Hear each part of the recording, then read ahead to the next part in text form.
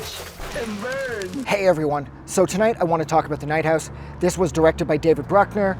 This came out, this is a newer movie. I can't remember when it came out. I think it was 2020 or 2021. And it's about a teacher who recently lost her architect husband to suicide. And she's sort of going through the motions and dealing with the grief while still going to work.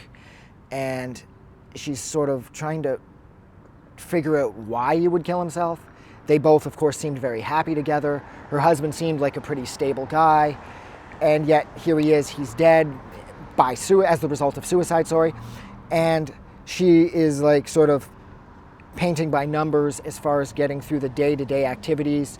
Like there's one really excellent scene where a parent shows up and questions why their kid got a lesser grade than they thought that they should have. She instantly replies back like, okay, how about a B? Is that good? Because at that particular moment, she's really feeling the grief and she just doesn't want to deal with this parent complaining about this pointless grade for some pointless assignment. And then the parent, of course, sort of rebounds back with, no, that's not what I meant. I just really wanted under, and she cuts her off and says, okay, how about an A? And the parent's like almost speechless at this point. And the parent's like, I don't, and then she's like, look, I don't care, okay? And the reason that I don't care is because I just found out that my husband, he killed himself with a gun that I didn't even know that he owned. So how about an A? And the parent's like, oh, okay, yeah, that's good, that's great. And they just kind of back off. And that's sort of her attitude through this entire movie is, like I said, she's just sort of painting by numbers in order to get through day to day. And as the movie goes on,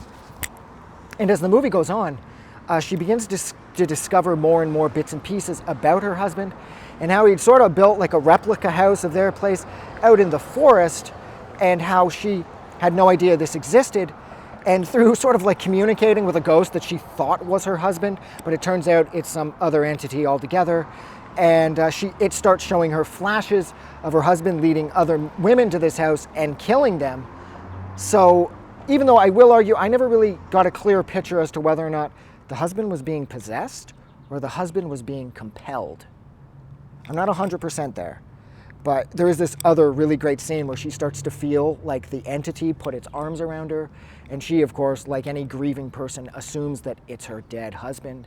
And she asks, like, dude, is that you? And then it replies back with, no, I'm not him. And it's got its fucking arms around her. Well, sort of, because you can't see them, of course. That had to be quite the experience. I have to tell you this, if anybody I ever care about dies and something tries to hug me, I'm just not going to assume that it's them.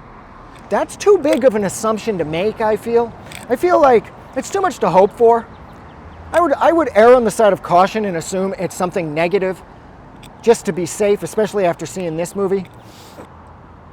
My favorite thing about this movie was how the entity would sort of shift perception or the perspectives of the furniture in her house from whatever angle she was looking at them from to sort of make the silhouette of a person. And then, of course, like the second she adjusted her vision even like a centimeter or two, she could clearly see that there was nothing there, and it was just like her dresser lining up with something else and a mirror or whatever, and how from whatever angle she was staring at it from originally, it made the outline of a person. And I thought that was some incredibly inventive filmmaking there. This movie was great. Like I absolutely loved this movie. And I saw this at a point where I was becoming more and more disillusioned with horror movies because they were all just sort of blurring together, and everyone I was tracking down was more disappointing than the one before it. And I got a hold of this and I was like, yeah, whatever, The Night House, I'll watch it. And I was completely blown away by the performances, the story, how clever it was, how the story kept turning in a way that it kept me 100% invested until the end. And I don't get the end because her husband's suicide note says there's nothing out there, there's nothing afterwards, there's nothing coming for you. And at the end of the movie, out in the boat, when all is said and done with, she says that there's nothing out there to one of the people out there saving her. And I'm not sure if that meant that she'd come to terms with things and she realizes that there's really nothing out there, good or bad, and everything's okay, or if it means that there's nothing good out there, or if there's nothing out there and that's a bad thing.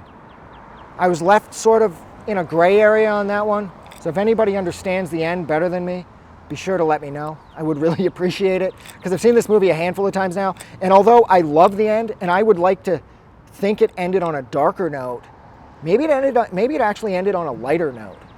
I don't really know. So I think I'll leave it there. So thank you so much for hanging out with me for a little over 5.5 minutes while I discuss The Night House. If you liked this discussion or review or whatever the fuck this was, don't forget to do something nice for somebody. I'm gonna go. Have a good night. I just wanted to say thank you for making it through the entire video. I really appreciate it.